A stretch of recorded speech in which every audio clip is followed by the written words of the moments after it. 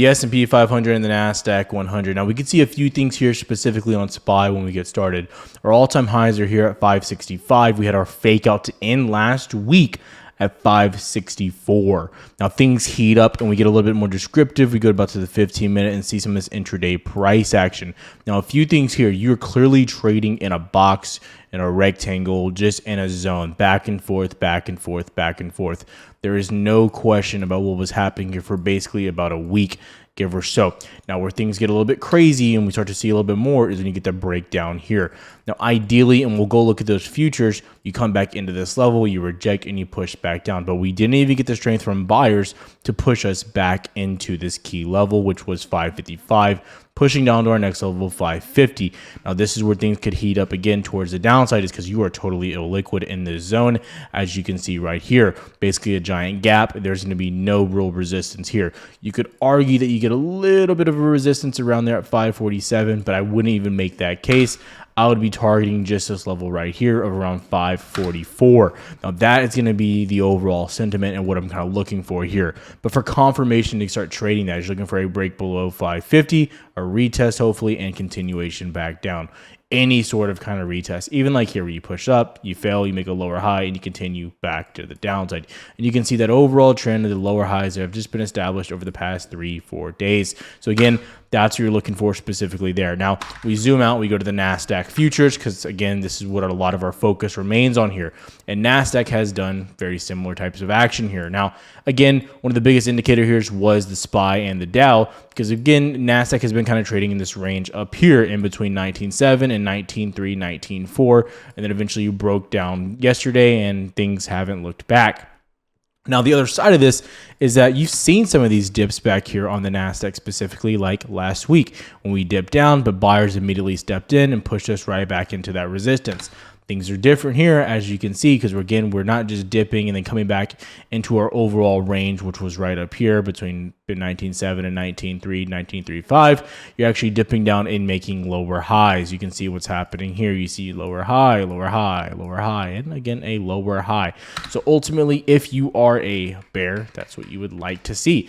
And so what I'm looking for now is a push back below and a hold below this key level here at 18.97, 19K, and then holding and pushing us back down right about there. You zoom out, you can actually see where this level stems from. We go to something like the 4 hour, the 1 day. You get a better visual here when you zoom out. As you can see, it was our previous swing high when we go back into March 21st before we really broke out and bulls took a lot of that control. You can see exactly where this level stems from. You break it here and we really don't look back. You ended up pushing up from that level on the 4th of June and you pushed basically nonstop into the 11th of June, almost 2,000 points. So again, what we're looking at here specifically. Now where things get even more descriptive is when we zoom back in here and you target your 200 SMA down here. Again, this has to be the magnet. This has to be the goal coming into our level right there. Now what you're looking for specifically here to get that signs of continuation of the short signal is breaking below lows from today around 18.8, 18.3, a break, a retest, and confirmation push to the downside, which is almost around, give or take, 300 points, almost 400 points of downside back into our 200 SMA on the daily. And that's really what's happening right now. Now, if you want to get more of this information, follow on Twitter, because I try to keep you guys posted and update on my favorite charts. It's all there for free, as you guys can see, and the occasional meme as well. So make sure you check it out there. Also, too, we're going into the calendar of what's happening. Now, on the day specifically, we saw some data come out around job openings, which were kind of beneficial. We saw less jobs come out. You've already seen the employment area in pain. We've seen unemployment rates continue to kind of climb, and that's been the concern broad market, and that's kind of been what we've been looking for overall. Now, tomorrow things will heat up because, again, we have our ADP non-farm employment change.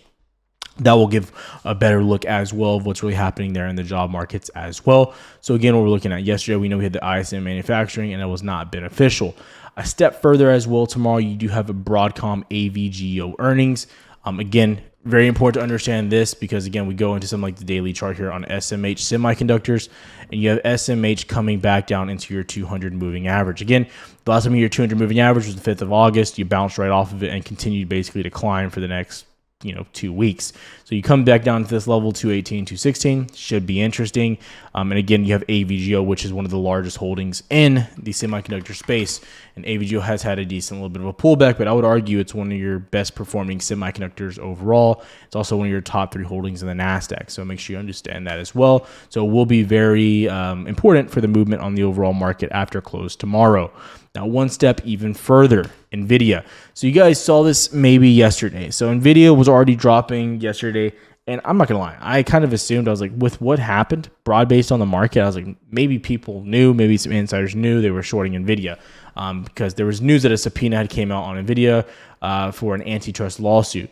Well, it comes out today that there was, and this came out in the after hours once again, that there was no subpoena filed against Nvidia. The company came out and announced. Yeah, pretty crazy. We've inquired with the U.S. Department of Justice. We have not been subpoenaed. Nonetheless, we are happy to answer any questions regulators may have about our business. Yeah, pretty interesting. So again, I still think Nvidia is a great company. I still think it's a buy, and I still think all the dips that come with Nvidia will be buying opportunities on the longer term viewpoint. So again, as we look at AVGO and SMH, they could be set to get a good bounce pretty soon if buyers do start to step back in.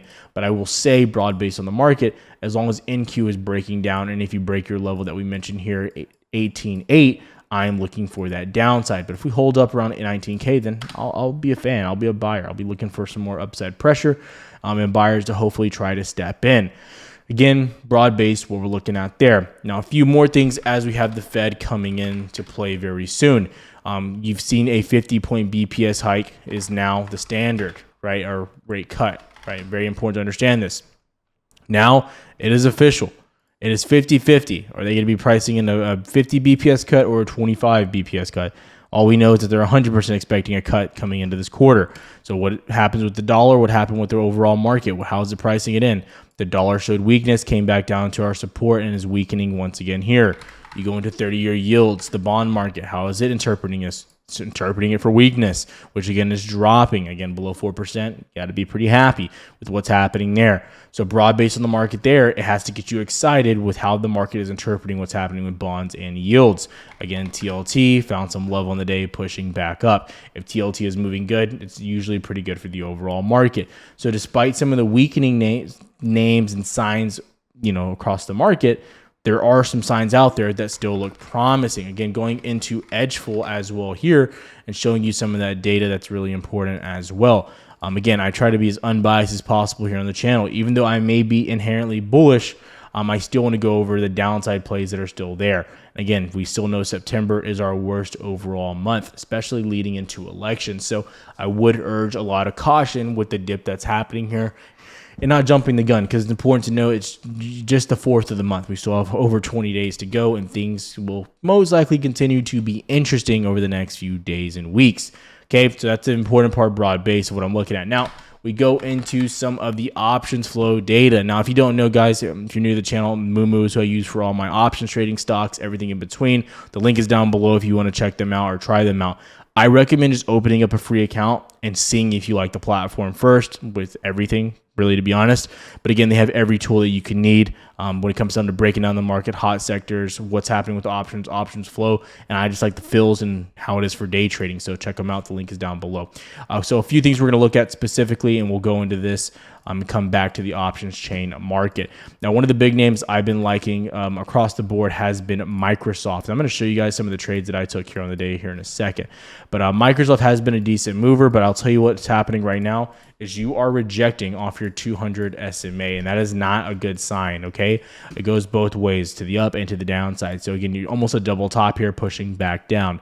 What I'd be looking for here is a break below your level of 408 and then targeting a push at least down into lows, if not making new lows past 404. So again, looking for that downside there. I'll tell you right now, Microsoft options do move pretty good as we're looking at them. Again, if you're day trading, I like to go at least a week out for short-term trades, longer dated if I'm going, obviously, in more dated position. The 405s move fantastic. You can see how those move. Again, just here on the 5-minute, or actually go to here on the day for your actual highs. These went up to highs of 470, went down to lows around 4, give or take, or $4 flat. So again, you're at least a 20% move there. You can go shorter dated contracts as well if that's something that you're wanting. But again, not being super risky, going into these plays, taking what's given to me, like I always say. So things to be thinking about and looking at here as well. Another big part here before we go too far, I do want to mention the VIX is definitely elevated as you go to something like the 4-hour chart. Again, big spike recently, back from 15 all the way back into 23. So definitely paying attention to that, and it's definitely sparking some of this action as well. So again, something we're looking at there. But really quick too, I do want to just go over some of the visuals of what's happening, and just like so you guys know that you're not always going to get crazy amounts of trades. And this is something that I try to make very clear here, is that you got to take what's given to you. Okay, that's something that's really important here. So we took a lot of trades yesterday. Today was definitely less. So we traded AMD on the downside. We got stopped out once. We traded again to the downside the second time. Nvidia to the downside. That made money again, shorted that thing near 107. Ended up dropping even more.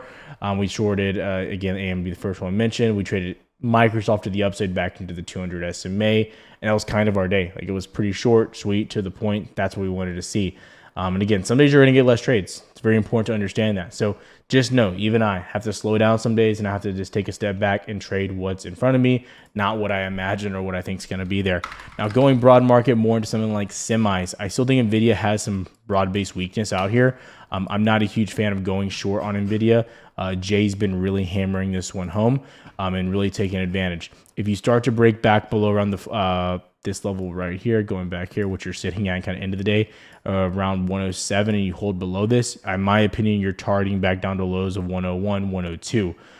That's just my personal opinion. You have a little chop here, so you don't want to get too aggressive. But again, what I'd be looking at, and ultimately you just want to see us hold the 97.5 level on the daily time frame. That's the biggest thing there. As long as you hold 97.5, you look good. Very bullish, broad base on the name. One of the weaker names out there, in my opinion, is AMD. Really quick, just get rid of some of these drawings so it's clean. Again, on AMD, as you can see where we're getting these levels and why we're looking at them, you can clearly go back and see a majority of these names and why. But again, you're going to see that you don't have a lot here. The big level I've been watching is around 134 as well. But again, you're trying to hold this little level down here. As you can see, the little swing level there, 136.8. You're trying to hold up. But again, I could see us if we start losing 137, 138 here on the day, it could get ugly. You saw a bounce back here on the day. But again, there's not too much here.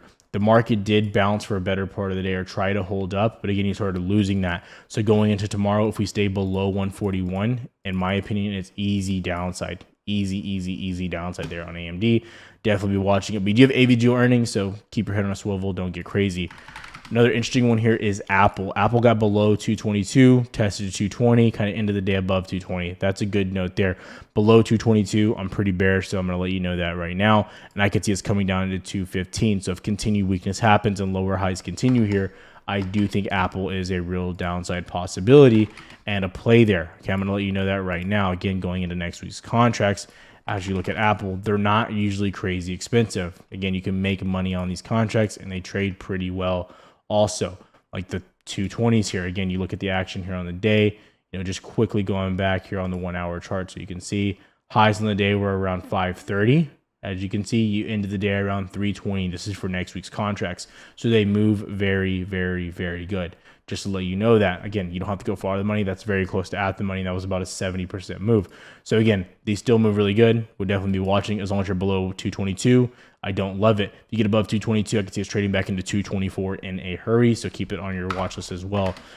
Meta has been kind of flatlined here, but I think volatility could ensue in a hurry. I'm going to tell you that right now. I could see volatility stepping right back into this thing. 515, 514 has been your line in the sand. It's a little bit of a range right about here. I'm going to tell you right now, that's been like your little bit of a range. If you stay below this, I could see it's coming back down to 510, 508. It gets pretty volatile, so you don't want to get crazy or hyper aggressive. But again, it makes good money. Above 515, 514, I like it to the upside. Below it, I like it to the downside. Tesla. Looking at Tesla, again, I don't like trading it in this 226 to 215 range. If you get above 226, I like it into 232. If we get below 215, I like it into 210. It's that simple. In the chop range, not a huge fan. But I'll tell you one thing. If the market starts to bounce, I think you get above 226, and I think it's a trade to 234, 232 in a hurry. So keep your eyes out there. But if it gets below 215, it's been proven. You come down to those levels very, very, very quickly. So again, both ways have been fantastic. I have this posted on Twitter as well, so make sure you check it out there also. A very big chart I would definitely be watching. Another big name I'm watching is Snowflake. Now, this is the only trade that kind of just didn't go my way today, or the one that I was really looking forward to. It just never got the opportunity to enter. You want to see a break below 110.25. Below 110.25, I think you're pushing all-time lows, maybe even further. Now, ZS, I love the company, but they did not have good earnings. We all know the woes that CrowdStrike is having as well. CrowdStrike below 258 is going to sell off also. I think Snow is one of the weakest names in the sector, sitting at all-time lows basically right now and getting in price discovery potentially of new lows. So again, Snowflake is a big name to be watching as well. Again, that's what I'm watching on the day. If you have questions, comment down below. I'll see you guys tomorrow. Remember, the Moo link is down below. If you're interested, Discord links are down below as well. Have a good one, traders.